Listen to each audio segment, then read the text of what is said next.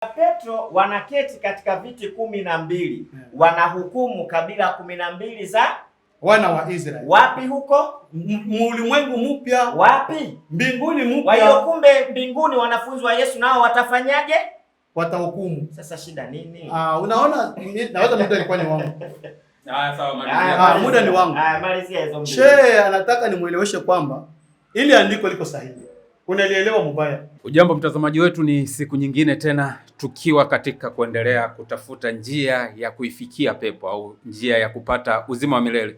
Tupo hapa na Ustadhi Shafi Shomari Pango, tupo na Mwalimu Bili Magambo. Huyu ni daktari wa theolojia na huyu hapa ni mwalimu katika dini ya Kiislamu. Kwa hiyo leo tutakuwa tunafanya kipindi ambacho ni mdaharo, hasa tukizungumzia mada yetu kati ya Yesu Kristo na Mungu Mwenyezi, yupi anayehukumu?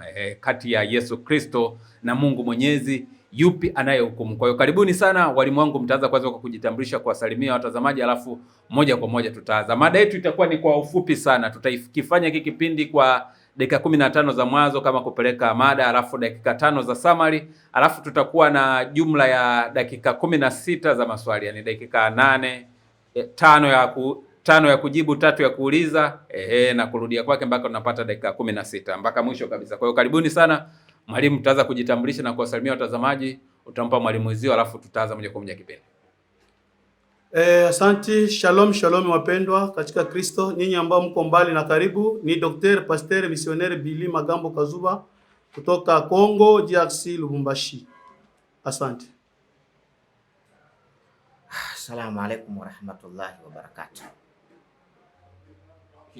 Moja kwa moja tuanze kipindi chetu. Mwalimu Bili Magambo, kuanzia sasa una dakika 15 za kupeleka mada yetu. Mada yetu kama tulivyosema, kati ya Yesu Kristo na Mwenyezi Mungu, yupi atakaye hukumu? Ili tuione umuhimu wa hii mada, kwa nini kwanza hata tunaifanya hii mada. Karibu sana mwalimu, dakika 15 ni zako. Umuhimu wa mada yetu ni kutaka kuonesha kwamba kati ya Mungu na Yesu, nani atakaye hukumu? Kwa sababu katika dunia kuna vikundi viwili, ama tuna dini mbili ambazo zinatawala katika ulimwengu mzima. Kuna dini ya Wakristo ambayo iliyotangulia, pia na kuna dini ya Uislamu. Sasa tukaona vema tuunde mada hii kwa lengo la kutaka kujua kati ya Mungu ambaye watu wengi wanamwamini na kati ya Yesu Kristo ambao Wakristo wanamwamini, nani atakayehukumu? Ndio shabana kiini cha kufanya mada hii, kwa lengo la kutaka kujua wanani watapotea na wanani wataokoka. Na kwa hiyo basi tunakumbuka katika kusoma kitabu cha Mathayo kwa Yohana 3:16-17. Mimi niko soma. Soma mwenyewe ndio. Okay, tunasoma kitabu cha Yohana kwa kutaka kujua haraka Yohana 3:16-17 tunasoma katika jina la Yesu Kristo. Kwa maana jinsi Mungu aliupenda ulimwengu hata akamtoa mwanae wa pekee, ili kila mtu amwaminie asipotee bali awe na uzima wa milele. Maana Mungu hakumtuma mwana ulimwenguni ili ahukumu ulimwengu, bali ulimwengu uokolewe katika yeye. Amwaminie yeye hahukumiwi, asiyemwamini amekwisha kuhukumiwa, kwa sababu hakuliamini jina la mwana pekee wa Mungu. Amen. Tunasoma kitabu chetu cha Yohana 3:16-17 hadi 18. Inatuonesha kwamba jinsi Mungu alipenda ulimwengu akamtoa mwanae wa pekee, ili kila mtu atakayemwamini huyo mwana awe na uzima milele. Asiyemwamini huyo mwana tayari amekwisha kuhukumiwa. Ndio shabaha kubwa na kiini kakutanana mimi Dr. Bili pamoja na mheshimiwa Shafi, ili kwamba tujadili mada hii, tujue kwamba katika imani ya Ukristo na katika imani wa Kristo ya Uislamu, nani atakayekwenda mbinguni ama peponi. Nikaona vema tufanye mada kwa lengo la kutaka kuokoana, asija kapotea, kwa sababu ni mtu mimi napenda sana. Kwa kuongeza kitabu, tunaongeza kitabu cha Yohana 5 mstari wake wa 22. Jean 5:22 tunasoma katika jina la Yesu Kristo hadi 24. Tena Baba hamhukumu mtu yeyote, bali amemupa mwana hukumu yote, ili watu wote wamheshimu mwana kama vile wanavyomheshimu Baba. Asiyemheshimu mwana hamheshimu Baba aliyempeleka. Amina nawaambia, yeye alisikia neno langu na kumwamini yeye aliyepelekwa yuna uzima wa milele, wala haingii hukumuni, bali amepita kutoka mautini kuingia uzimani. Amen. Kila yote mwenye kisha kumwamini Yesu Kristo, huyo mtu hataingia kwenye hukumu, tayari ashapita hukumu, yeye tayari amekwisha kuingia kwenye uzima wa milele. Kwa sababu kumwamini Yesu Kristo ni amri kutoka kwa Mwenyezi Mungu. Mungu aliacha sharti tu moja, kwa kutaka watu wamuone Mungu. Kwa kila kiumbe chochote kenye kuwa duniani, kwa kutaka kumuona Mungu, ni sharti, amri ni kumwamini Yesu Kristo. Kwa kutaka watu wajue kama ni kweli, kama ni amri kumwamini Yesu Kristo, kusudi uende umuone Mungu, upitie kwa Yesu. Tunasoma waraka wa kwanza wa Yohana. Waraka wa kwanza wa Yohana 5. Waraka wa kwanza wa Yohana 5:23.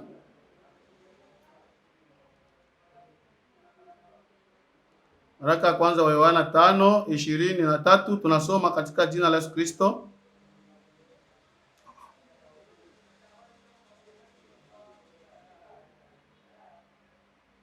Waraka wa kwanza wa Yohana 5 tunasoma mstari wake wa 23.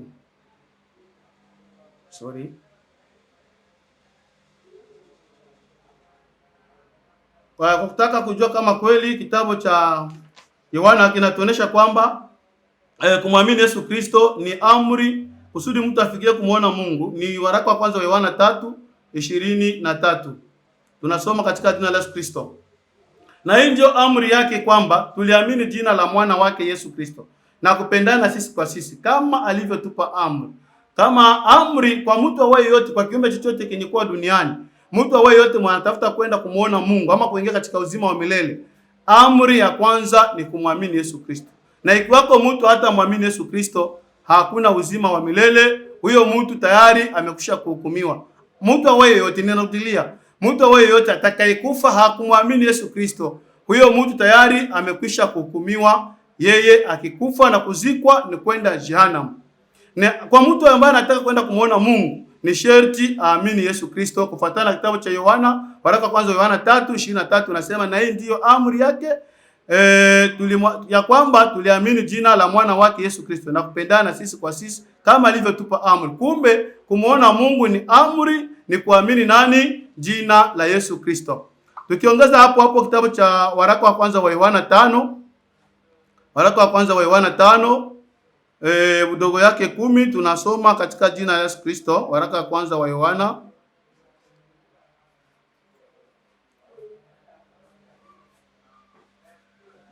5:10 inasema, yeye amwaminie mwana wa Mungu anao huo ushuhuda ndani yake. Asiyemwamini Mungu amemfanya kuwa Mungu, kwa kuwa hakuamini huo ushuhuda ambao Mungu ameushuhudia mwanao. Na huu ndio ujasiri ya kwamba Mungu alitupa uzima wa milele, na uzima huu umo katika mwanaye. Yeye aliye na mwana anao huo uzima, asiye naye mwana wa Mungu hana huo uzima wa milele. Amen. Hii ndio ushuhuda ambao Mungu alishuhudia watu kwamba uzima wa milele mtu anatafuta kupata ni katika kumwamini nani? Mwana yake wa pekee ambaye ni Yesu Kristo. Uzima wa milele hauko katika kumwamini Mungu, bali uzima wa milele unapatikana kwa wakati mtu anamwamini Mungu. Sasa kiini na shabaha cha kumwalika Mheshimiwa Sheikh Shafii kwa lengo la kutaka kufanya mada ya kuweza kuonesha kwamba kati ya Mungu na Yesu nani atahukumu, kwa sababu wao hawamwamini Yesu, wanamwamini Mungu. Na maandiko hayatuambii kwamba tumwamini Mungu. Maandiko yanasema kwamba tumwamini Yesu Kristo kwa sababu yeye ndio njia ya kweli na ya uzima. Kwa kutaka watu wajue kama ni kweli, kitabu cha Yohana 14:6. Yohana 14:6 inasema, Yesu akawaambia, mimi ndimi njia na kweli na uzima, mtu haji kwa Baba ila kwa njia ya mimi. Nasikia Yesu anasema yeye ndio njia na kweli na uzima. Mtu akitaka kwenda kwa Baba, yani kwa Mungu, ni sharti apitie kwa nani? Kwa Yesu. Hakuna ingine njia yoyote, njia tu ya mfupi na njia sahihi na yenye kubalika kwa watu wa kutaka kumuona Mungu ama muumbaji, ni sharti kumwamini Yesu Kristo. Hakuna andiko lolote katika Biblia linakuruhusu ama amri yote inaruhusu mtu amwamini Yesu, amwamini Mungu. Ni kumwamini Yesu Kristo. Na hiyo ndio shabaha na kiini kwa kutaka kuonesha kwamba wale wote wenyewe wanakatala, wanadharau Yesu. Kwa sababu kuna wengine wanamchukulia kama vile nabii, mtume wa kawaida tu, hawaamini kwamba ni mtu mwenyewe alitumwa na Yesu kutoka mtu alitumwa na Mungu kutoka mbinguni kuja kufasiria watu Mungu na kuleta uzima wa milele. Watu watakapoamini ule uzima wa milele ama yale maneno atakayowafundisha, ndipo watapokea uzima wa milele. Lakini wengi wanamchukulia tu sawasawa na Musa, sawasawa na mengine manabii. Lakini manabii wote walitangulia hawakuwa na uzima wa milele, lakini Yesu Kristo alipokuja, Mungu alipomtumana, na yeye ndio njia kwa watu wote wanatafuta kwenda kumuona Mungu, ni sharti wamwamini Yesu Kristo, kwa sababu yeye ndio alipewa vyote na Baba yake.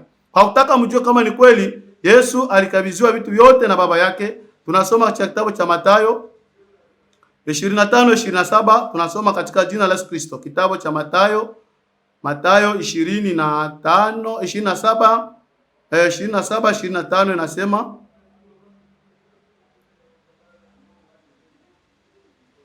watu wote wakajibu wakasema 26. Ndipo askari wakavuya wakastoka. 27.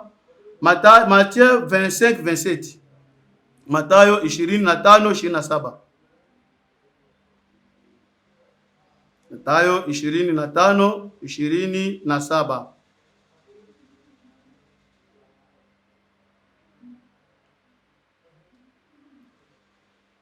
Samahani, ni 11:27. Samahani, ni Mathayo 11:27. Mathayo 11:27. 11:25 hadi 27. Tunasema, wakati ule Yesu akaja akasema, na kushukuru Baba, Bwana wa mbingu na nchi, kwa kuwa mambo haya uliwaficha wenye hekima na akili, ukawafunulia watoto wachanga. Naam Baba, kwa kuwa ndivyo ilivyopendeza mbele zako. Akasema, nimekabidhiwa vyote na Baba yangu, wala hakuna amjuaye mwana ila Baba, wala hakuna amjuaye Baba ila mwana, na yeyote ambaye mwana apenda kumfunulia atamfunulia. Vitu vyote, mamlaka yote, kila kitu kyote kimekabidhiwa na nani? Kimekabidhiwa na Yesu Kristo. Ukitaka uzima wa milele ni kwa Yesu Kristo. Ukitaka kwenda mbinguni ni kupitia kwa Yesu Kristo. Hiyo ndio shabana kiini zaidi ya kuweza kuonesha watu kwamba wale wote ambao hawamwamini Yesu Kristo hawataenda mbinguni. Na kumwamini Yesu Kristo ni kufanya nini? Kumwamini Yesu Kristo iko tu kumjua, kwa sababu unajua kwamba Yesu ndio atahukumu. Ndio tunajua kama Yesu ndio atahukumu. Kumwamini Yesu Kristo ni kukiri kwa kinywa, na baada ya kukiri kwa kinywa ubatiziwe. Ukifanya hizo hatua, manake pale umemwamini Yesu Kristo, ukifa mbinguni utaingia. Kwa kutaka kujua kama ni kweli, tunasoma kitabu cha Waroma 10 mstari wake wa 9 hadi 12. Kwa sababu ukimkiri Yesu kwa kinywa chako ya kuwa ni Bwana na kuamini moyoni mwako ya kuwa Mungu alimfufua katika wafu, utaokoka. Kwa maana kwa moyo mtu huamini hata kupata haki, na kwa kinywa ukiri hata kupata wokovu. Kwa maana andiko la nena kila amwaminie hata atarika. Amen. Kwa kusema kwamba uniambie kwamba Yesu Kristo ninamjua na ninajua kwamba yeye ndiye atahukumu. Biblia haisemi kumjua, Biblia inasema kumwamini. Na kuamini ni kufanya nini? Ni kukiri. Utakiri nini? Utakiri maneno matatu tu. Ni kukiri kwamba Yesu Kristo ni Mwokozi wa maisha yangu, na kuamini kwamba alikufa na Mungu akamfufua. Basi ukiamini kutaja tu maneno, mara moja unamwamini Yesu Kristo na kwenda kubatiza. Baada ya kubatiziwa, kifo kikifika, wewe hakuna hukumu utaipata, mara moja utakwenda kumuona Mungu. Hiyo ndio shabana kiini zaidi cha kuweza kufundisha haya mafundisho. Pia kwa sababu ya hiyo, Yesu ameacha agizo kwamba yeye ndio atakuja kuhukumu wafu waliokufa na wafu walio wazima. Yeye Yesu yuko nakuja, atakuja pamoja na parapanda. Lengo la kuja pia kubeba wafu waliolala katika Kristo, na wale wafu wote na wale watu wazima wote ambao bado hawajakufa, ni Yesu ndio atakuja kuwachukua. Kwa kutaka watu wajue kama ni kweli, tunasoma kitabu cha Wathesalonike wa kwanza mstari wake wa 4:16. Wathesalonike wa kwanza, Premier Thessaloniciens 4 verset 16. Tunasoma katika jina la Yesu Kristo. Kwa sababu Bwana mwenyewe atashuka kutoka mbinguni pamoja na mwaliko na sauti ya malaika mkuu na parapanda ya Mungu, nao waliokufa katika Kristo watafufuliwa kwanza. Kisha sisi tulio hai tuliosalia tutanyakuliwa pamoja nao katika mawingu ili kumlaki Bwana hewani, na hivyo tutakuwa pamoja na Bwana milele. Amen. Kumbe Yesu yuko nakuja, anakuja kwa sababu ya vikundi viwili. Kikundi cha kwanza, wale wote ambao wamekufa wamemwamini Yesu Kristo, ambao ni Wakristo, ndio watakuwa wa kwanza kusikia sauti yake ama parapanda, na sisi ambao tutabakia kwa wakati watakapokuja ambao tungali wazima, wale Wakristo waliomwamini ndio watasikia hiyo parapanda. Ndio maana wale wote wenyewe wamwamini Yesu Kristo, Yesu akikuja leo hawatamsikia Yesu na hawataenda mbinguni, wao watahukumiwa. Kwa hiyo ndio shabaha na kiini zaidi cha kuweza kufanya hii debate, kwa lengo la kutaka kusaidia wenzetu, kwa sababu dunia tuko vikundi viwili, ama tuko na dini mbili, dini la Ukristo lililotangulia pia na dini la Uislamu. Kuna wale ambao wanamwamini Mungu, wenzetu Waislamu wanamwamini Mungu, na kuna sisi Wakristo tunamwamini Yesu Kristo.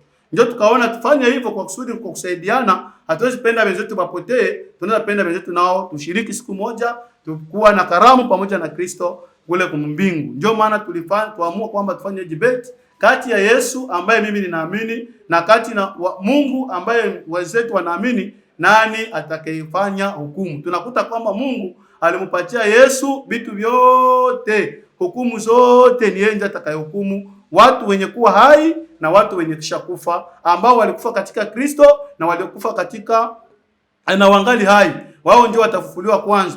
Na wale wote wapagani ambao walikufa hawakumwamini Yesu, atakayewahukumu ni nani? Atakayewahukumu ni Yesu. Kumbe Mungu hatafanya kazi yoyote. Itakuwa ole kwa wale watu wanamdharau Yesu, wanasema wao hawezi wakamwamini Yesu, wanamwamini mpaka Mungu kwa sababu Yesu ni mtoto, hawezi pitia kwa mtoto mpaka waende direct mpaka kwa Baba. Maandiko hayaturuhusu kumwamini Mungu. Maandiko yanaturuhusu kupitia njia ya kumuona huyo Baba ni kupitia kwa Yesu Kristo. Ndio maana wenzetu wote ambao wamwamini Yesu Kristo, hukumu inawangojea, na atakayehukumu ni nani? Yule walizarau Yesu ndio mwenye atafanya hukumu. Tunasoma katika kitabu cha Yohana 5:23, tunamalizia pale kitabu cha Yohana 5:23. Yohana 5:22, 23, 24. Tuanze 22. Tena Baba hamhukumu mtu yeyote, bali amemupa mwana hukumu yote, ili watu wote wamheshimu mwana kama vile wanavyomheshimu Baba. Asiye mheshimu mwana hamheshimu Baba aliyempeleka, yani aliyemtuma. Okay?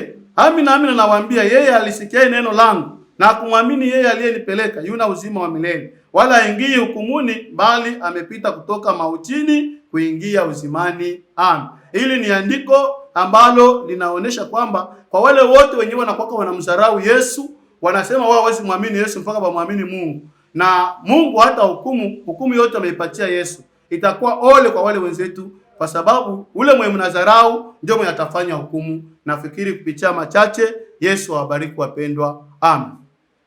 Sawa kabisa, hizo ni dakika 15 za Dr. Billy Magambo. Kuna dakika 15 zingine za Mwalimu Shafi. Mada yetu ni ile ile kwamba anayehukumu ni Yesu Kristo au ni Mungu. Mwalimu, karibu sana kwa ajili ya kuendelea kujibu hoja ambazo ameziweka hapa Dr. Billy Magambo. Karibu, una dakika 15 kuanzia sasa. Hapa inasikika? Inasikika.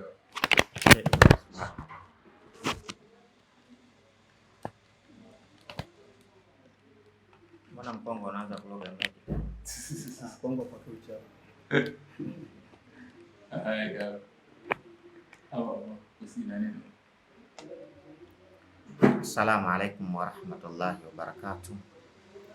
Alhamdulillahi rabbil alamin, thumma salatu wassalamu ala rasuli Muhammad sallallahu alayhi wasallam.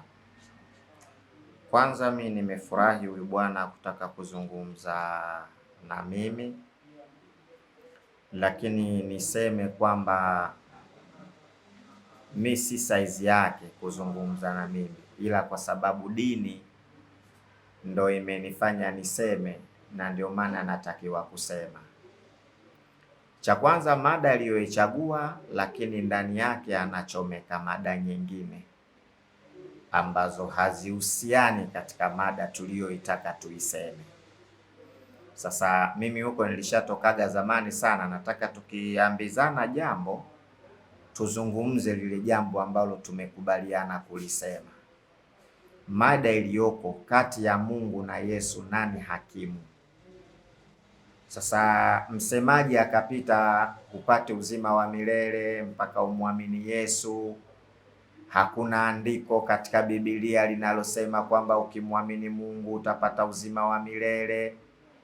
Lakini wakati anazungumza maneno hayo, zile aya alizotoa zinamjibu yeye mwenyewe. Wakati anasema hakuna kumwamini Mungu, kuna kumwamini Yesu, alafu anatoa aya. Aya kwanza alisema Yohana 14:6. Yohana 14 mstari wa 6. Sasa kwa sababu yeye ameanza 6 na amejikita kwamba hakuna aya ambayo inasema tumwamini Mungu, tunatakiwa tumwamini Yesu, sisi tunatakiwa tumuonyeshe, tufanye kazi ya kumuonyesha tu. Alipotoa Yohana 14:6, sisi tumwambie usianze 6, tumwambie wewe anza aya ya kwanza. Kama una Biblia hapo unayo, naomba uifungue ili tuweze kuisoma kwa pamoja, huku tukifatana kwa pamoja na imani kwamba kuna vitu tutakwenda kujifunza. Yohana 14:1 inasema hivi: msifadhaike mioyoni mwenu, mnamwamini Mungu, niaminini na mimi. Nikikosea utaniambia. Yesu anasema msifadhaike mioyoni mwenu, mnamwamini Mungu, niaminini na mimi. Yesu anajua kwamba Mungu anaaminiwa, lakini anasema sio Mungu peke yake, niaminini na mimi. Kwa hiyo ile swala lako mchungaji la kusema kwamba hakuna aya inayosema tumwamini Mungu, kwanza futa. Aya za kusema kumwamini Mungu zipo, zimejaa. Hiyo hiyo Yohana 14:6 uliyosoma, anza mstari wa kwanza: msifadhaike moyoni mwenu, mnamwamini Mungu, niaminini na mimi Yesu. Kwa hiyo sharti la kwanza la mwanadamu, anatakiwa umwamini Mungu, lakini sio Mungu peke yake, umwamini na Yesu. Jambo ambalo sisi Waislamu ukituuliza kuhusiana na kumwamini Yesu, Mungu anatujibu katika Qur'ani 2:285 Qur'ani: amana rasulu bima unzila ilaihi min rabbihi, mtume ameamini yale yote yaliyoteremshwa kutoka kwa Mola wake. Walmu'minun, na waumini nao, kullu, wote, amana billahi, wamemwamini Mwenyezi Mungu, wa malaikatihi, wanaamini malaika wake, wa kutubihi, wanaamini vitabu vyake, wa rusulihi, na wanaamini mitume yake. Alafu la nufarriqu baina ahadin min rusuli, Waislamu hawatofautishi wote katika manabii, na wanasema sami'na wa ata'na ghufranaka rabbana wa ilaika al-masir. Kwa sisi bwana, tunaamini mitume yote, wala usitutie katika majanga ukasema sisi hatuamini. Sisi Waislamu tunaamini mitume yote, wala hatutofautishi mtume yoyote. Lakini la pili akasema kwamba hakuna aya inayosema kwamba ukimwamini Mungu unapata uzima wa milele. Alafu akatoa 5, Yohana 5:23. Na mimi nataka tuisome ile ile iliyotoa yeye, Yohana 5 mstari wa 23. Kuna Biblia chini ile. Nifungulie Simulizi 5:23 Yohana. 5:23 Yohana, nifungulie. 5:23 Yohana. Au nayo hapo? Hapa. Alekete nisome ya mchungaji itakuwa nzuri. Makendo alosoma yeye na mimi nikisoma hii. Anasema ili watu wote wamheshimu kama vile wanavyoheshimu Baba, asiyemheshimu Mwana mheshimu Baba. Amina nawaambia, yeye alisikiaye neno langu na kumwamini yeye aliyenipeleka yuna uzima wa milele. Ili upate uzima wa milele, kwa maneno ya Bwana Yesu hapa, sharti umwamini yeye aliyempeleka. Kapelekwa na Mungu. Kwa hiyo ili upate uzima wa milele umwamini Mungu. Sasa mbona wewe unatusingizia kwamba unasema kwamba hakuna andiko ambalo linasema ukimwamini Mungu utapata uzima wa milele? Hili ulosoma wewe. Yeye alisikiaye neno langu na kumwamini yeye aliyenipeleka yuna uzima wa milele. Kwa sababu tunamwamini Mungu, tunamwamini Yesu kapelekwa. Kwa sababu Waislamu tuna uzima wa milele, lakini sio mada hiyo. Mada kati ya Mungu na Yesu, nani atahukumu? Ndio mada tuliyokuwa nayo. Lakini ukaja ukasoma aya nyingine, Yohana 5:24. Naomba nisome kwenye simu yako, nitafute Yohana 5:24. 5:24 Yohana. Ndio. Umeipata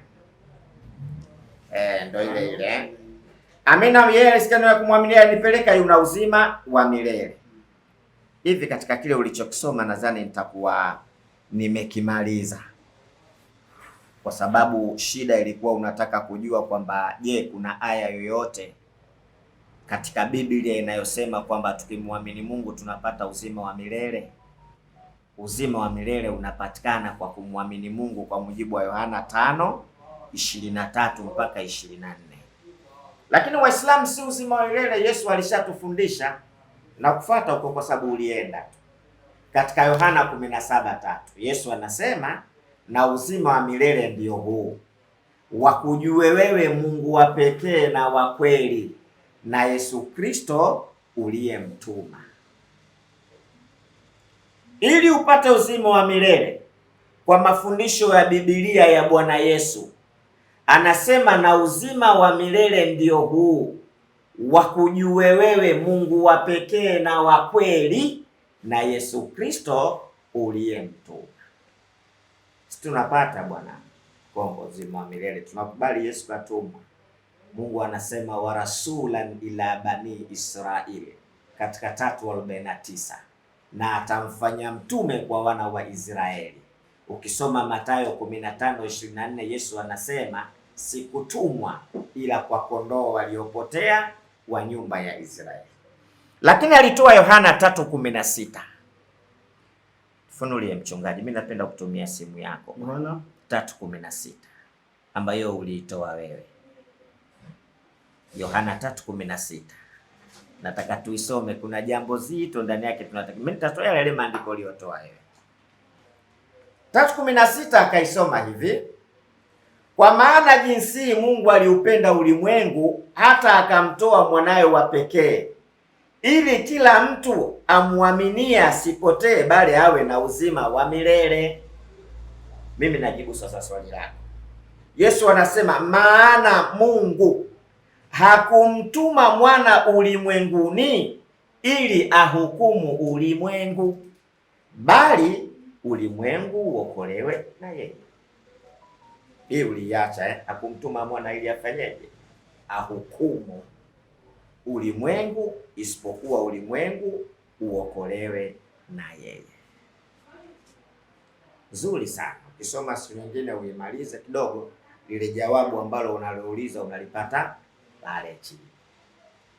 Sasa labda mimi nikufundishe nini maana ya hukumu. Ukisikia neno hukumu, maana yake sio kwenda motoni. Ukisikia hukumu ni kule kuliweka sawa jambo ili mradi kila mtu apate kile anachostahili. Kwa Kiswahili chepesi, hukumu manake ni kutoa maamuzi. Sheshafi na mkongo wamekhtalifiana, tunapeleka kwa hakimu ili awahukumu nani yuko sahihi. Hukumu ya kesi yake huyu itasomwa tarehe 25. Manake ile kesi sasa itaamuliwa kwa kutolewa maamuzi tarehe 25. Inategemea sasa hukumu yake imetokaje, kafungwa kaachiwa huru. Kwa hiyo hakimu anaposikiliza kesi ndipo atakosema, bwana, kwa kesi hii na mhukumu mkongo kwenda jela, kwa kesi hii na mhukumu mkongo kumwachia huru. Kwa hiyo neno hukumu ni maamuzi, ndiyo maana ya neno hukumu. Msitafsiri kwamba hukumu manake kwenda motoni, hakuna Kiswahili hiko. Hukumu manake ni kutoa maamuzi, maamuzi ambayo yataashiria huyu kapatia au huyu hajapatia. Sasa hukumu, wengi wana hukumu. Nifungulie mchungaji hapo kitabu cha Mwanzo, nifungulie kitabu cha Mwanzo 49:16. Mwanzo 49:16. Umeipata eh? 49:16 kitabu cha Mwanzo kinasema, hii 12 hii hapa 16. Dani atahukumu watu wake. Kumbe kwenye Biblia kuna mtu anaitwa Dani. Kwa mujibu wa Biblia, naye atahukumu watu wake. Kwa nini? Atatoa maamuzi, wewe umepatia au umekosea. Ndiyo maana ya hukumu. Kwa hiyo si Yesu tu kuhukumu, kutoa maamuzi. Kuna mtu anaitwa Dani, naye atahukumu watu wake. Kwa nini? Atatoa maamuzi kwa watu wake. Ndio maana sisi kwenye Qur'ani katika sura ya 4 ya 41 Mungu anasema, wa kaifa idha ji'na min kulli ummati shahida wa ji'na bika ala haulai shahid. Itakuwaje siku ya Kiyama kila umma utapokuja na shahidi wake, na wewe Muhammad utakuwa shahidi juu ya umma wako. Ushahidi wake nini? Nilifikisha, alifanya, hakufanya. Kupitia kile alichoshuhudia yanatolewa maamuzi, alipatia au hakupatia. Lakini twende katika Yohana 12:44. Yohana 12 mstari wa 44. 40 na ngapi? 4 tufungulie. Asante. Naye Yesu akapaza sauti akasema, yeye aniaminie mimi haniamini mimi, bali anamwamini yeye aliyempeleka. Naye anitazamaye mimi amtazama yeye aliyenipeleka. Mimi nimekuja ili niwe nuru ya ulimwengu, ili kila mtu aaminie mimi asikae gizani, na mtu akiyasikia maneno yangu asiyashike. Mimi si mhukumu, maana sikuja ili nihukumu ulimwengu, ila niuokoe ulimwengu. Yesu hukumu anakata katika 12:44 hukumu.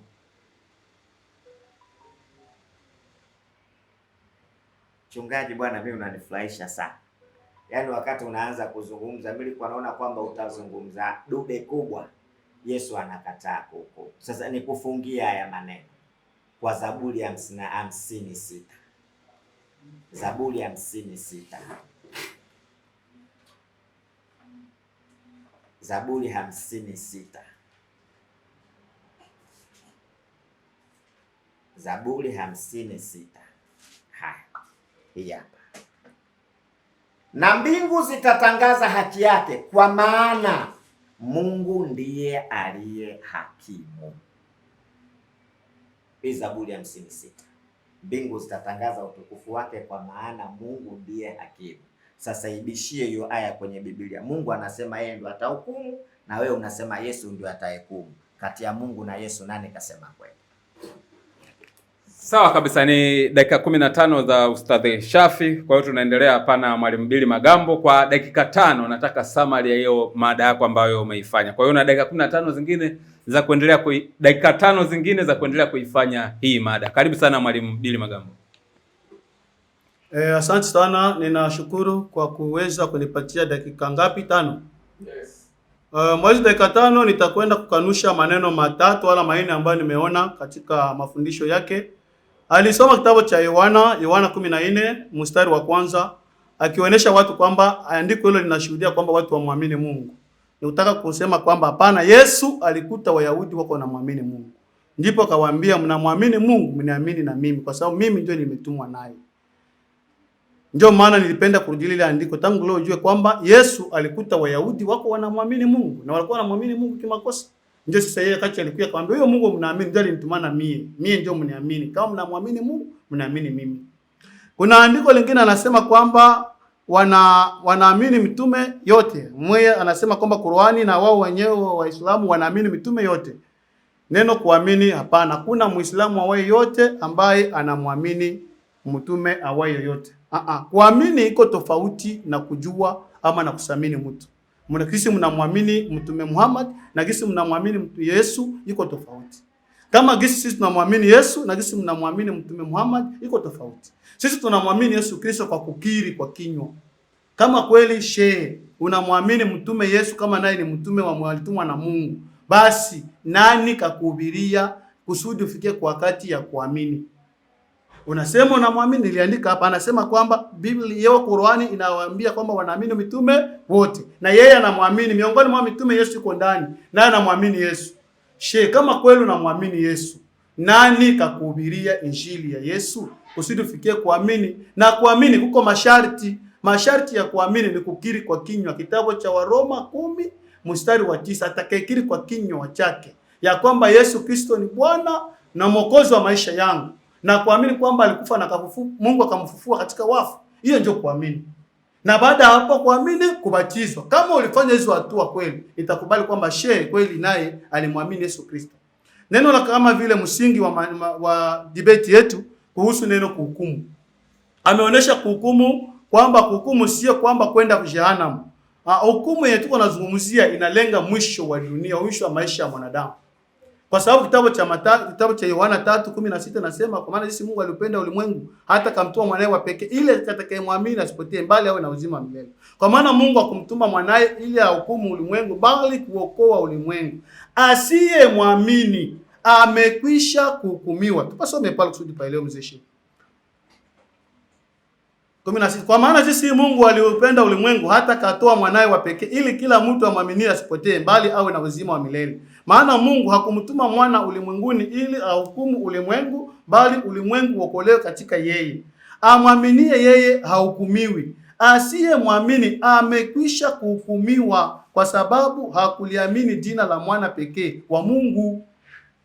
Hivi kama hivi unakatala kuamini jina la mwana wa Mungu, wewe tayari ukikufa, sikutakie kufa, ukikufa tayari ushahukumiwa, unaenda mara moja mjehanamu.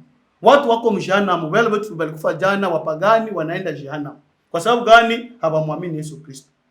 Unaponiambia nini Qur'ani inawaruhusu kwamba mnaamini mitume yote. Sawa. Je, na mtume Yesu mnamwamini? Kama mnamwamini mtume Yesu, huko masharti aliweka Yesu.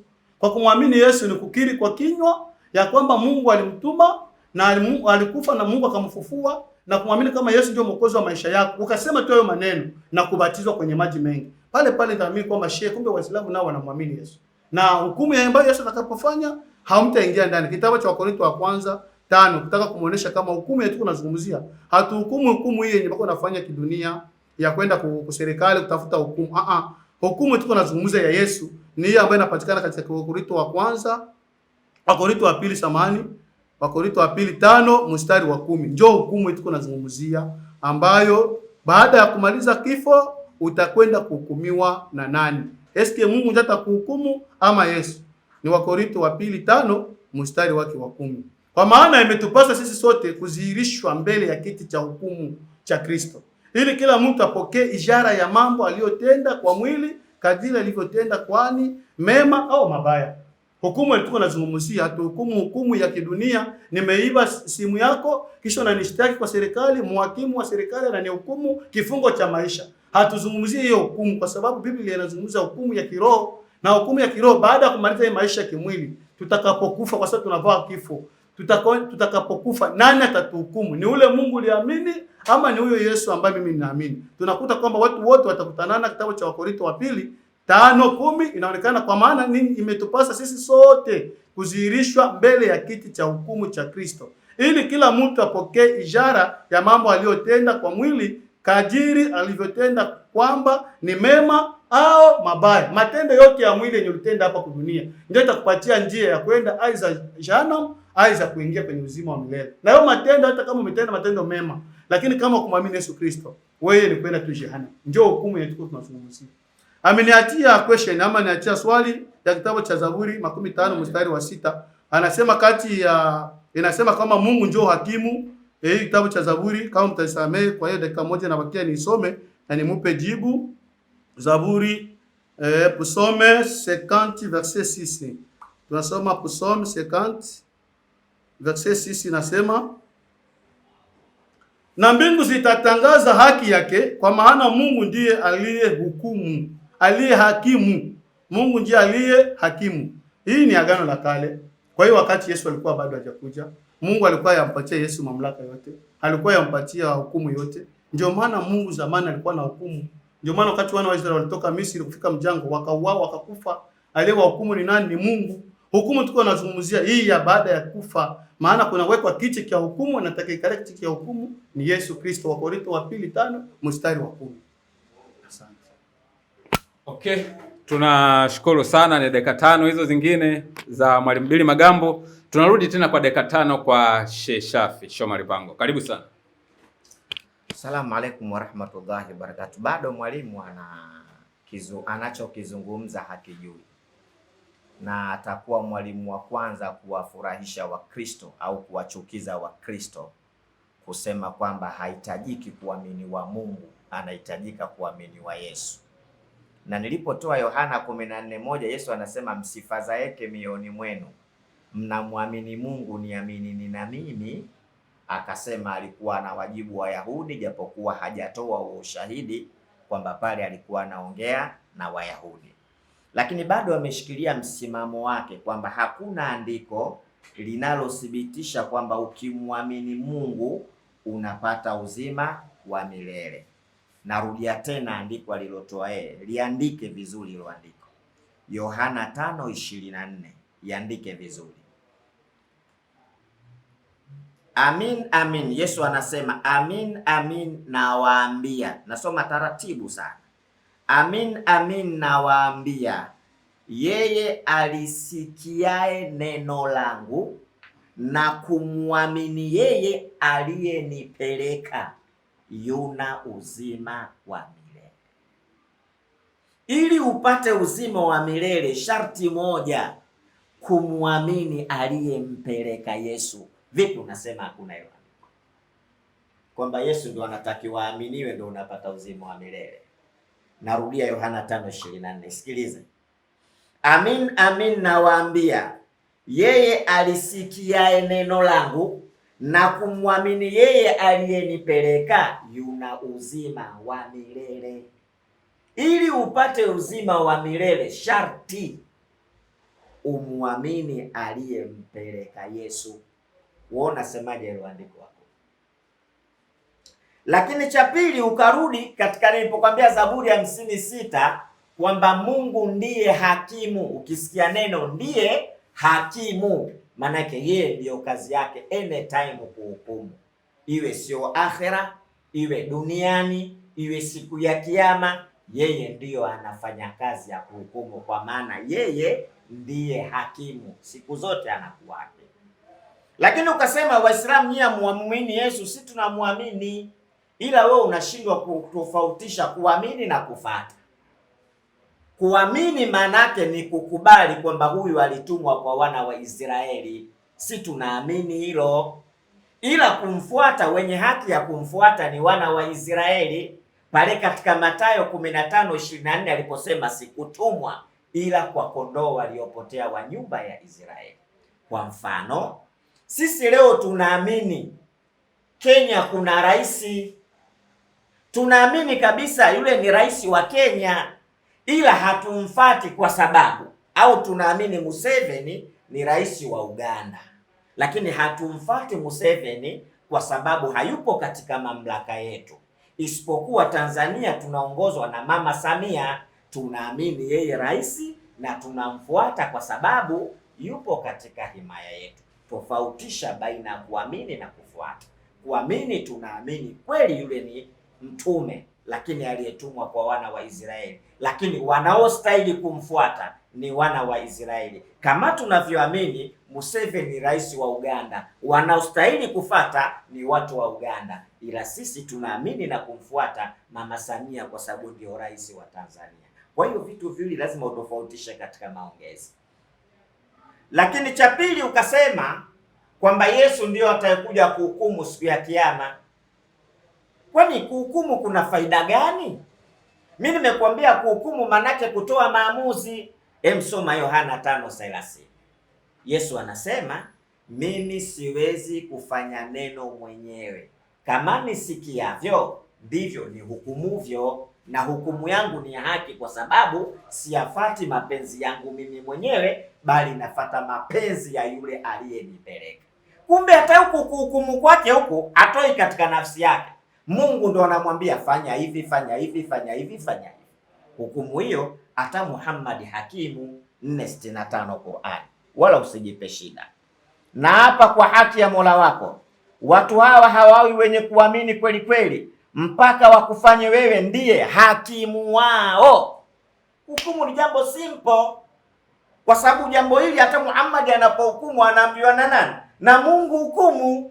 Kwa hiyo bali yupo yule ambaye anayemtuma ndo anakuwa topo wa lile jambo, isipokuwa huyu kafanya maagizo kutoka kwa yule aliyemtuma. Shida nini? Huelewi? Yesu tuseme ana hukumu, lakini kaambiwa na nani? Kaambiwa na Mungu wa hukumu. Ndio maana katika Yohana 5 anasema mimi siwezi kufanya neno mwenyewe, kama nisikiavyo ndivyo ni hukumuvyo, na hukumu yangu nayohukumu ni ya haki. Kwa nini? Siyafati mapenzi yangu mimi mwenyewe, bali nafata mapenzi ya yule aliyefanyaje? Aliyenipeleka. Hata wewe unaweza kuwa hakimu. Mungu akiamua tu mkongo nakupa hukumu, ushajua hiki una hukumu. Kwa hiyo tukubali Yesu hakimu, sawa? Ndo faida yake nini kuwa hakimu?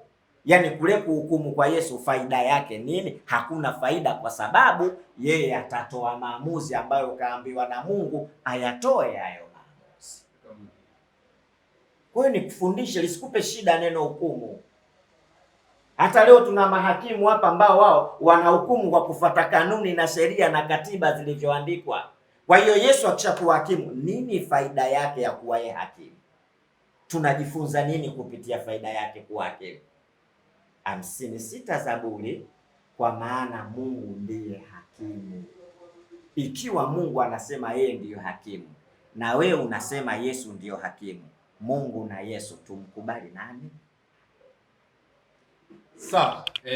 Huu ulikuwa ni muda wa mada. Muda wa mada tumemaliza, tunaingia muda wa maswali. Kwa hiyo swali litaulizwa kwa dakika 3, litajibiwa kwa dakika 5. Tutaanza na Mwalimu Billy Magambo. Okay. Sawa. Tunaanza dakika 3. Ndio, dakika 3 utauliza swali, litajibiwa kwa dakika 5. Alafu tutakurudishia tena kwa dakika 3 zingine, utuambie kama umeelewa, tena kwa dakika 5 tutasawazisha. Alafu utauliza wewe. Asalamu alaykum warahmatullahi wabarakatuh. Mimi nadhani mchungaji akitoka hapa atakuwa akajifunza vitu vingi sana vya Kiswahili vilikuwa vinampa shida. Lakini tusome katika Yohana 12:44. Yohana 12 mstari wa 44. Nataka swali langu mimi niliseme hapo. Alafu baada ya hapo nitaweka swali la ziada. Yohana 12 mstari wa 44. Naomba tuanzie hapo. Utaisoma sio? Hapana, tunaikuwa nisome mwenyewe. Yohana 12:44 inasema hivi.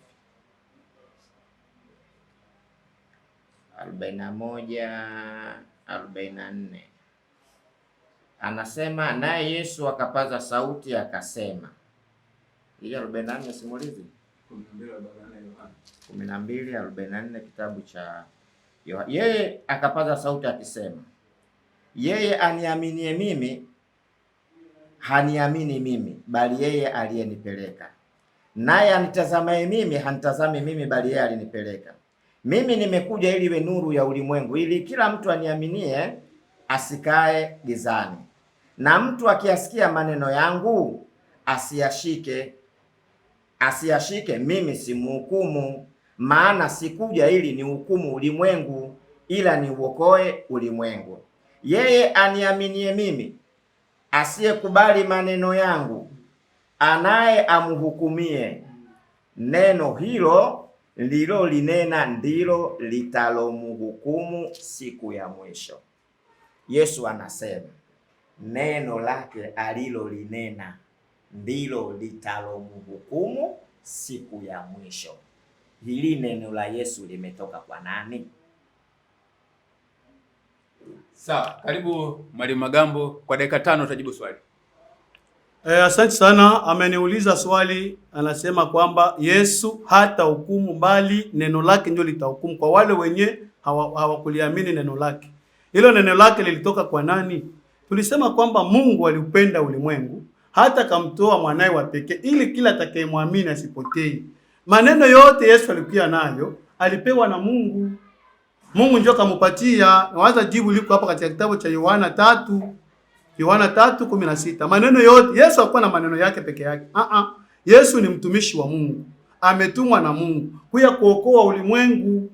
Ikiwa ulimwengu itasikia injili yake, hao watu wa ulimwengu hawatahukumiwa. Na ikiwa watu wa ulimwengu watakatala kusikia neno lake, basi yeye hata hukumu, lile neno ndio litawahukumu. Sasa swali linakuja, je, hilo neno ni la nani? Akapewa na nani? Tunasoma kitabu cha Yohana 3:16 na wazi iko wazi. Hiyo tu namaliza mada hapo, tu ni neno tu la kueleweka kwa mheshimiwa. Tunaanza 16, nasema kwa maana jinsi Mungu aliupenda ulimwengu. Mungu ndiye alipenda ulimwengu hata kamtoa mwanawe wa pekee ili kila mtu kama wewe uko mtu umwaminie asipotee. Kama wewe uko mtu umwamini Yesu kusudi usipotee, bali uwe na uzima wa milele. Maana Mungu hakumtuma mwana ili ulimwenguni ili ahukumu ulimwengu, bali ulimwengu uokolewe katika yeye. Amwaminie yeye hahukumiwi, asiyemwamini amekwisha kuhukumiwa kwa sababu hakuliamini jina la mwana wa pekee wa Mungu. Hivi uko hapa, hivi uko hapo, ulishahukumiwa. Kama siku zako za Mungu alipangia hapa duniani zikienea, unakufa tayari, ushahukumiwa tayari. Nini ndio vilikuhukumu? Neno. Haukuamini neno. Hilo neno ni nini? Ni injili.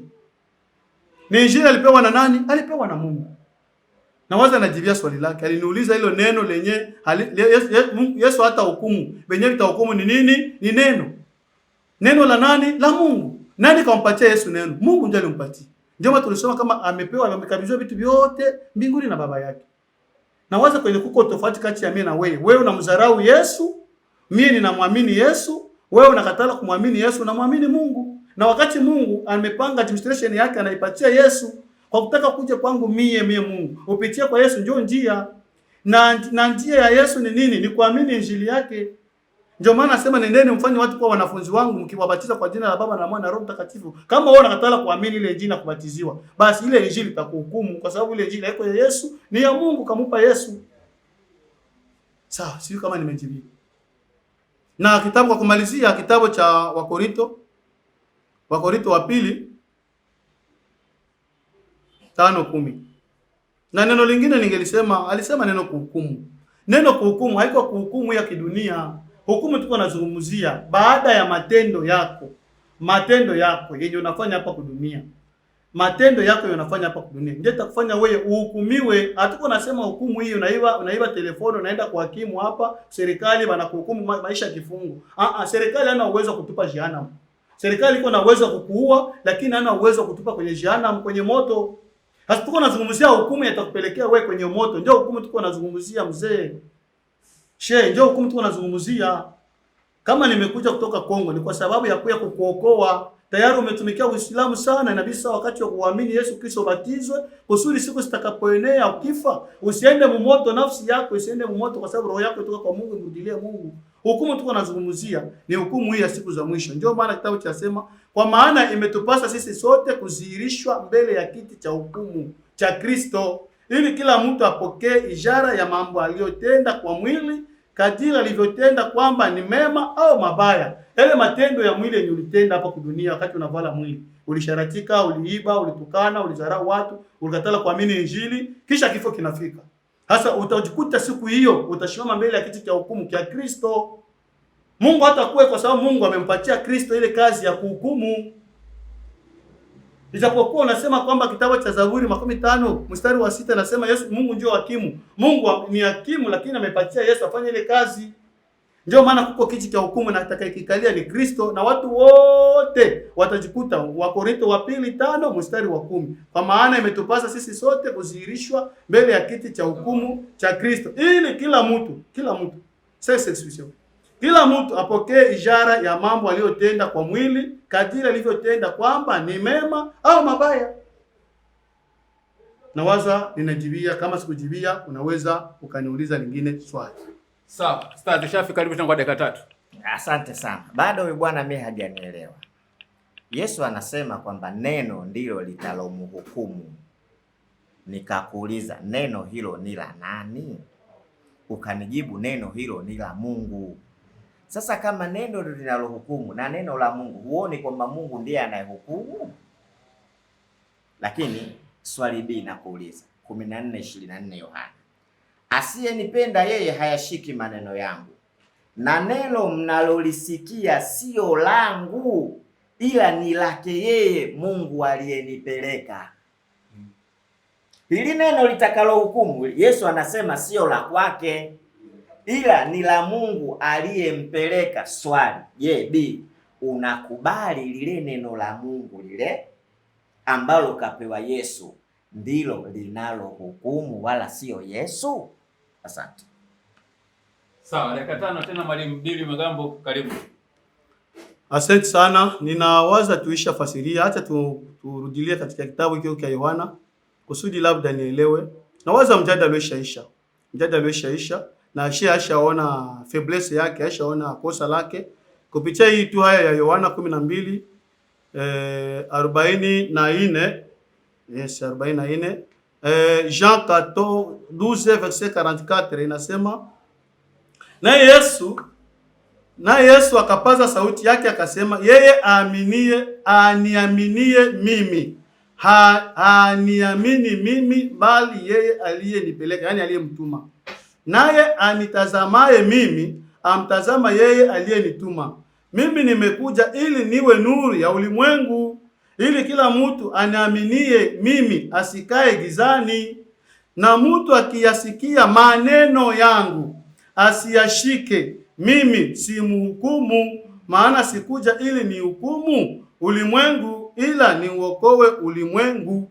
Sasa hiyo maneno yake ni maneno gani? Mathayo, maneno ya Yesu. Mathayo 28:18-19.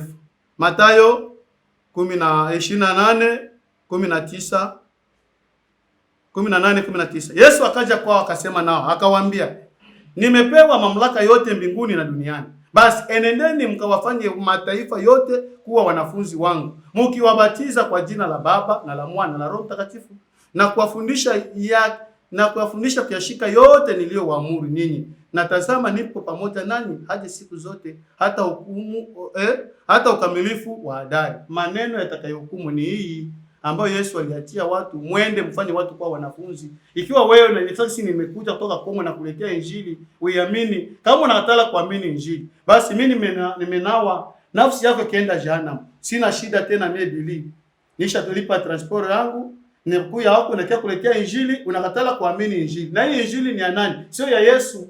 Hili neno sio la Yesu, ni la Mungu. Sasa Mungu kwa kujiheshimisha alimtuma Yesu. Ndio maana Yesu anasema mimi ndio njia kwenda kwa huyo Mungu mwenye uko nataja. Sasa inakubidi wewe kusudi ufikie kumuona huyo Mungu sasa. Amini maneno ya Yesu. Ile neno litakuhukumu njoo hili. Kwa sababu unakatala kumwamini Yesu na unakatala kubatiziwa. Basi hili neno ndio litakuhukumu. Mimi na wewe nikikufa, mimi na wewe tukikufa sahi. Kwenye mimi ndaenda, kwenye wewe utaenda. Wote enda jehanamu, mimi ndaenda mbinguni. Kitabu cha Yohana 12 mstari wa 26. Jean 12 verset 26. Yohana 12 verset 26. Mtu akinitumikia na anifuate, nami nilipo ndipo na mtumishi wangu atakapokuwa hapo. Tena mtu akinitumikia, Baba atamheshimu. Hivi mimi niko namtumikia Yesu. Nikikufa saa hii, kwenye Yesu iko na mimi nitakuwa pale. Kama Yesu yuko mbinguni na mimi nitakuwa mbinguni. Na Baba kama mtu anamtumikia Yesu, basi Mungu anamheshimia. Mungu yuko ananiheshimu kwa sababu nini? Ninamwamini Yesu na niko namtumikia Yesu. Na nikikufa pale kwenye Yesu iko na mimi nafsi yangu itakuwa. Njoo habari ile mzee. Maneno yenye Yesu alikia nayo, alipewa na Mungu. Mungu alipanga administration yake akasema kusudi mimi Mungu watu bafike kwangu. Hii maneno napatia Yesu muyashikie. Na mtu akatala kusikia maneno, hiyo maneno ndio itawahukumu. Na maneno gani? Ni Injili. Kama unakubali Injili na kuamini, ni maneno tu mbili sahihi. Sasa ukasema tangu saa hii ninamwamini Yesu Kristo kwa Bwana na Mwokozi wa maisha yangu na ukiri kwamba alikufa na Mungu akamfufua. Pale pale tunafunga vyombo hapa tunaenda kubatiza, unakuwa Mkristo. Na kifo kikifika mbinguni unaingia, hautahukumiwa tena. Ni yale tu maneno. Yesu akubariki sana. Ngoja mwalimu, naona kama swali lilikuwa fupi sana lakini hujalijibu. Natamani ungelirudia kulijibu lenyewe, yani swali kama lenyewe liloulizwa moja kwa moja. Au Ustaz Shafi ndivyo hivyo, kwa sababu najua sio zamu yako, ni zamu yake mwenyewe. Swali lenyewe alilokuuliza kabisa lenyewe kama lenyewe. Aliniuliza neno lenyewe, anasema Yesu hata hukumu. Lenyewe litahukumu ni neno lake. Na hilo neno lake silo lake, ni la Baba yake aliyempatia. Nikasema ndio. Maneno yenye Yesu alileta haikuwa yake kwa sababu Yesu ni mtumishi wa Mungu. Maneno yote yenye Yesu alileta alipewa na Mungu. Atuletee siye. Yeye aliuliza sasa unakubali kwamba maneno ya Mungu ndiyo yanayohukumu, sio Yesu anayehukumu? Nimesema kwamba maneno ya Mungu ndiyo itakayohukumu. Maneno itakayohukumu, maneno gani sasa? Je, nikampatia kitabu cha Injili. Sawa. Ni zamu yako sasa, kwa muda wa dakika 3 utauliza swali, litajibiwa kwa dakika 5, alafu utapewa nafasi ya dakika 3 tena useme kama umejibiwa swali au hujajibiwa kwa dakika 5, atasawazisha shehe, tutakuwa tumemaliza. Karibu sana mwalimu. Swali langu la kwanza ni kumuuliza shehe, je, anamwamini Yesu Kristo kuwa Bwana na Mwokozi wa maisha yake? Ile tu ndio swali. Sawa. Ustadhi, karibu sana kwa dakika 5. Nje ya mada kati ya Mungu na Yesu, nani hakimu? Umesikia mwalimu? Ndio. Mada yetu tubaki kwenye mada. Okay. Mada kati ya Yesu na Mungu nani anahukumu? Muulize swali lako. Okay, Wakorintho wa pili 10. Wakorintho wa pili 5 mstari wa 10. Kwa maana imetupasa sisi sote kudhihirishwa mbele ya kiti cha hukumu cha Kristo, ili kila mtu apokee ishara ya mambo aliyotenda kwa mwili, kadiri alivyotenda, kwamba ni mema au kwamba ni mabaya. Amen. Swali langu liko hapa. Watu wote waonekane kwenye kiti cha hukumu kwa mbele ya Kristo, kwa kufuatana na matendo tulitenda katika mwili, kama ni ya mbaya, kama ni ya mzuri. Je, unakubali kwamba na wewe Kristo utakuwa mbele yake kwa kuhukumu? Karibu sana Ustadhi. Nafikiri swali limeeleweka kabisa. Kama unakubali kwamba na wewe utakaa mbele ya Kristo uhukumiwe. Andiko halisemi kuhukumiwa. Andiko linasema Kristo hukumu. Kwa hiyo hakuna neno kuhukumiwa. Kwa hiyo swala la kukaa pale mbele siku ya uwanja wa hukumu hakuna asiyekaa. Isipokuwa wakati tunakaa pale kuna kitendo kitatokea. Mathayo 19:27. Naomba tuisome hiyo. Ndipo Petro akajibu akamwambia, naomba ufungue mchungaji, kuna kitu nataka nikufundishe kidogo. Mathayo ngapi? 19:27.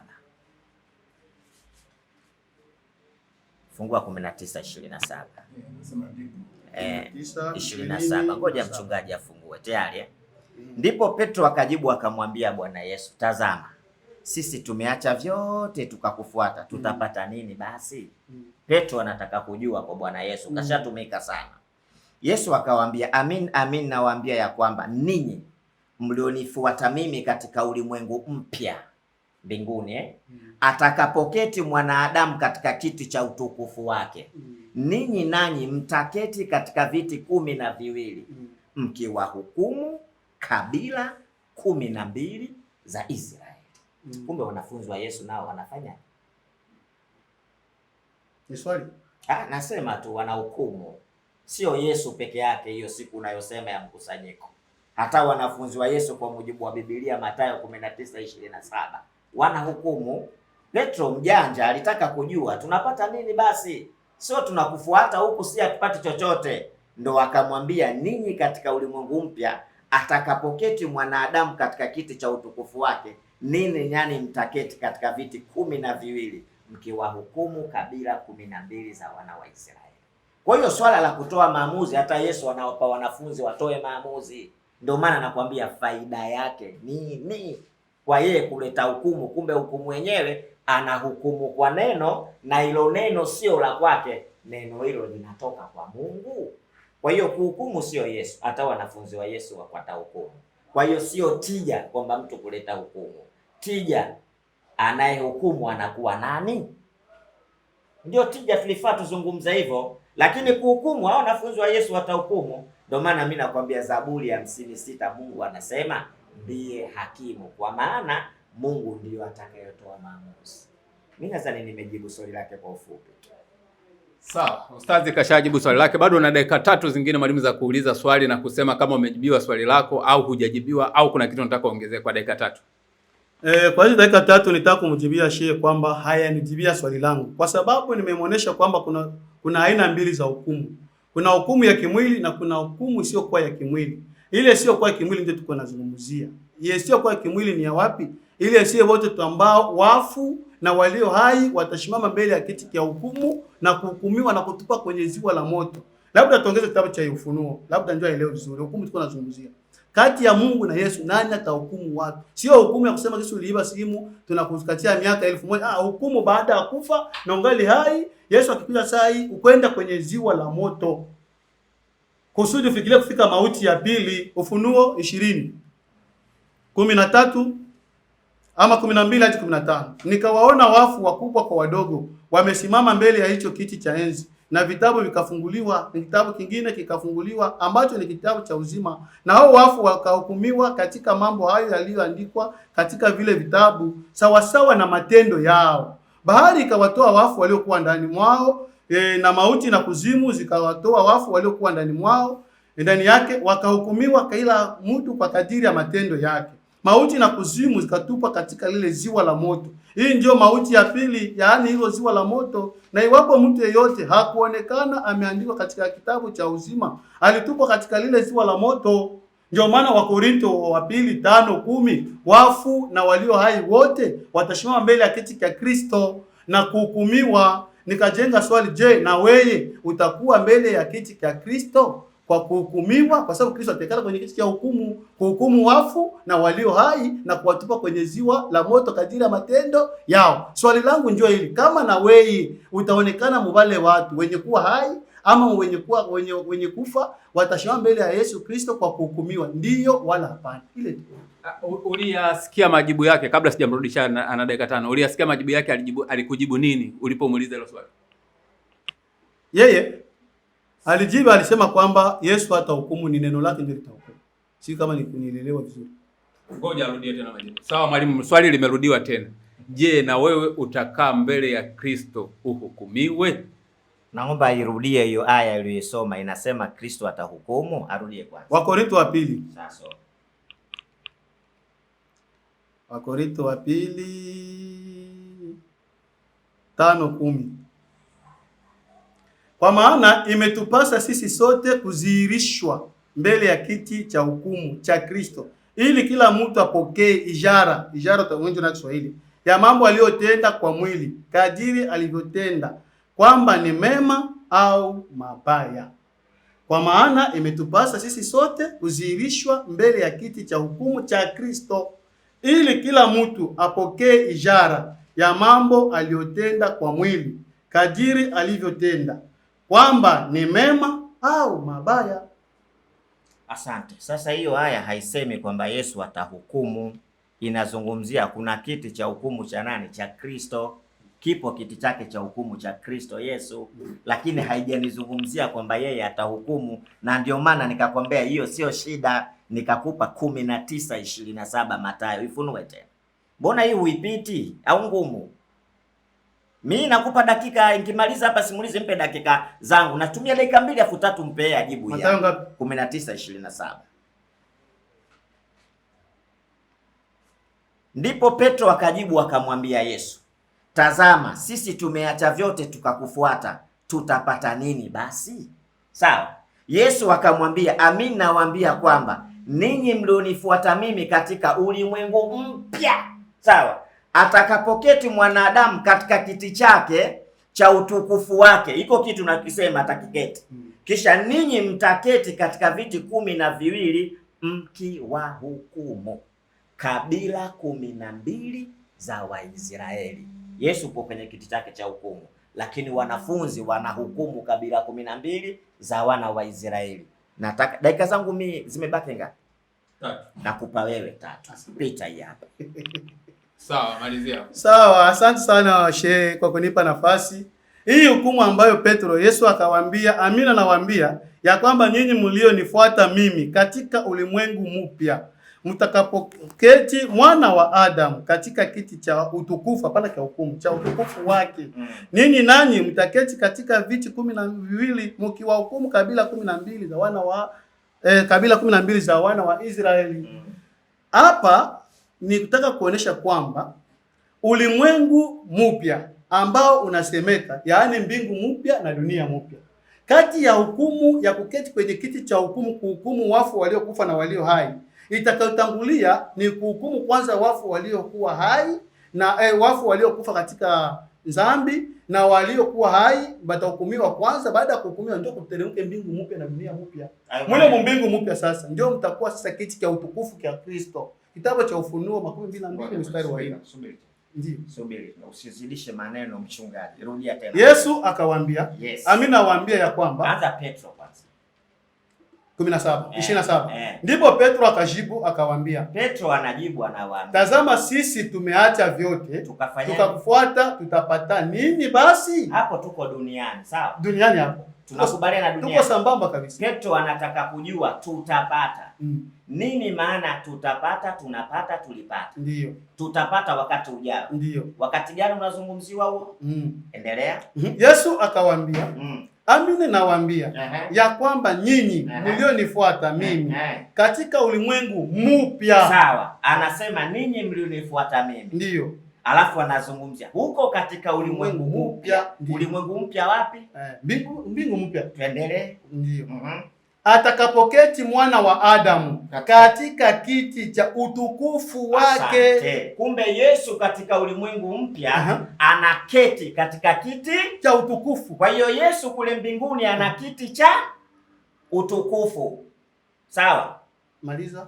Si ndio hivyo? Endelea. Nanyi mtaketi katika viti 12 mkiwahukumu kabila 12 za Israeli. Kwa hiyo kina Petro wanaketi katika viti 12, wanahukumu kabila 12 za wana wa Israeli. Wapi huko? Ulimwengu mpya. Wapi? Mbinguni mpya. Kwa hiyo kumbe mbinguni wanafunzi wa Yesu nao watafanyaje? Watahukumu. Sasa shida nini? Unaona, naweza muda ilikuwa ni wangu. Sawa, malizia. Muda ni wangu. Malizia hizo mbili. Shehe anataka nimueleweshe kwamba ili andiko liko sahihi. Unalielewa mbaya. Ulimwengu mpya ni mbingu mpya na dunia mpya. Hivi wa Petro wako wapi? Si walikufa? Si wako paradiso mbinguni. Hii mbingu tuko naona na hii itatupa kwenye ziwa la moto. Ndio kushuka mbingu mpya na dunia mpya. Mle mbingu mpya ndio kwenye mtakuwa viti viwili. Sasa sisi tuko nazungumzia Yesu. Wa Korintho wa 2:5-10 nasema Yesu ataketi kwenye kiti cha hukumu. Hiki ni kiti cha utukufu. Sawa, endelea. Kiti cha utukufu hakipatikani mbinguni kwa sasa. Yesu aketi kwenye kiti cha utukufu kwa sasa, anaketi kwenye kiti cha rehema. Waibrania 4:14-16. Hivi iko mbinguni kwa mkono wa kuume wa baba yake kwenye kiti cha rehema. Ndio maana neema ingaliki. Ilo andiko nalo cha rehema. Ndio kitabu cha Waibrania 4:14-16.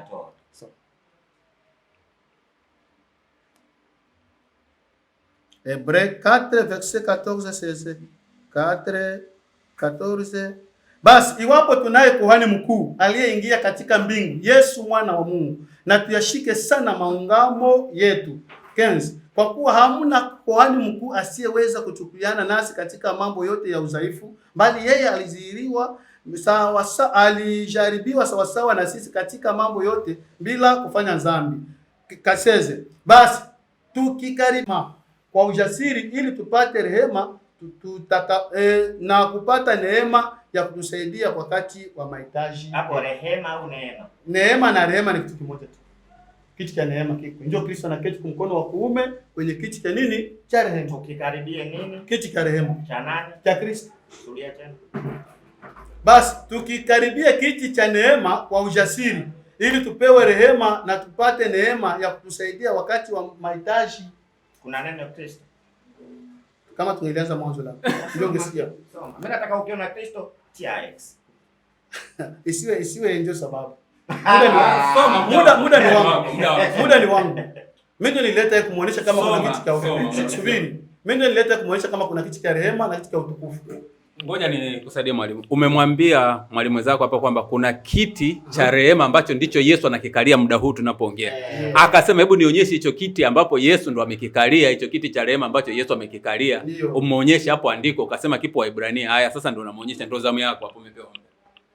Kwa maana yeye aliyeingia katika raha yake amestarehe mwenyewe katika kazi yake kama vile Mungu alivyostarehe katika kazi yake. Basi na tufanye bidii kuingia katika raha ile, ili kwamba tuwe wote asije kaanguka kwa mfano huo kwa kuasi. Maana neno la Mungu li hai.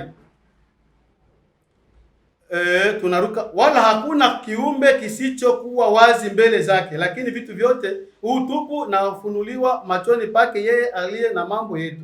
Basi iwapo tunaye kuhani mkuu aliyeingia katika mbingu, Yesu, unasikia sajibu 14 na unarudilia hapo umeuliza kitu kiti.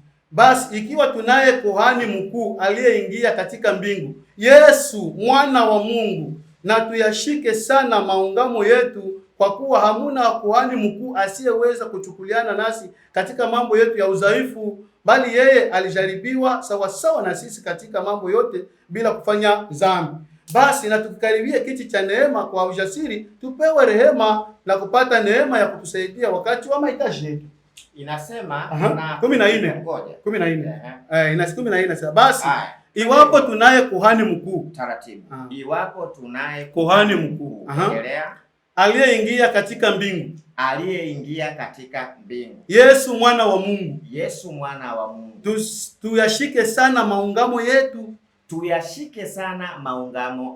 kwa kuwa hatuna kuhani mkuu asiyeweza kuchukuliana nasi katika mambo yetu ya udhaifu. Hatuna kuhani mkuu asiyeweza kuchukuliana nasi katika mambo yetu ya udhaifu. Bali yeye alijaribiwa sawasawa na sisi katika mambo yote. Yeye alijaribiwa sawasawa na sisi katika mambo yote. Bila kufanya dhambi. Basi na tukikaribia kiti cha neema. Kwa ujasiri. Ili tupewe rehema. Na kupata neema. Ya kutusaidia wakati wa mahitaji. Tukikaribie kiti cha neema. Kuna neno hapo, tukikaribie kiti cha neema. Na wewe unasema Yesu amekaa kwenye kiti cha rehema. Ndio nataka na njoo 14 nasema Yesu alikuwa ni mkuu aliingia mbinguni. Okay, nawashukuruni sana jamani. Tumekuwa na kipindi kizuri sana. Kwa hiyo kwa sasa nafikiria muda wenu ambao tulikuwa tumepanga umeisha. Kwa hiyo naomba tuwaage watazamaji. Tutaanza na Mwalimu Billy Magambo. Utawaga watazamaji, hutarudia kwenye mada tena wala hutaongelea lolote kwenye mada. Tutakuja na Ustadhi Shafi. Utawaga watazamaji lakini hutaongelea tena mada. Utaongelea vitu ambavyo vipo nje ya hii mada tulikuwa tunaongea. Asante sana wapenda nyinyi ambao mko mbali na karibu. Ninasema asante kwa kuweza kutufuatilia, na nawasihi sana mushare na kucomment na kuweza kutoa wajibu wenu kwa jinsi mmeweza kutuona kwa katika hii debate kati ya mimi na shehe katika maneno tulikuwa tunazungumzia. Ninajua kwamba Yesu ambaye tuko natumikia ni mwaminifu, na najua kwamba mmeona mwe peke jinsi tumejitetea na kuweza kutetea Injili. Tutaacha kuitetea Injili, tutaendelea kuitetea. Kati ya Mungu na Yesu nani atahukumu? Maandiko yanatuonyesha kwamba ni Yesu Kristo ndiye mwenye atahukumu. Kitabu cha Wakorintho wa pili 5:10 natuonyesha kama watu wote watakuwa mbele ya kiti cha hukumu kwa kuweza kuhukumiwa. Yesu awabariki sana. Ni Dr. Pasteur Missionnaire Billy Magambo Kazuba toka DRC Congo, Lubumbashi. Sawa, Mwalimu Shafi, muda wako tumalize. Asante sana, mimi nashukuru tumejifunza, na mimi naahidi kwamba nitamfundisha kwa vyovyote itakavyokuwa, nitamfundisha na ipo siku ataelewa. ila ajitahidi sana kuhifadhi maandiko na kuyajua maandiko yalivyo. Usiache kusubscribe channel yako kupata vitu vitamu. Asante sana. Kwanza walimu wangu nawashukuru sana, na watazamaji wetu mliokuwa nasi tangu mwanzo mpaka mwisho tunawashukuru sana. Kama tumekuja channel yetu kwa mara ya kwanza, tafadhali subscribe au kwanza upate kila video tunakuwekea. Asante.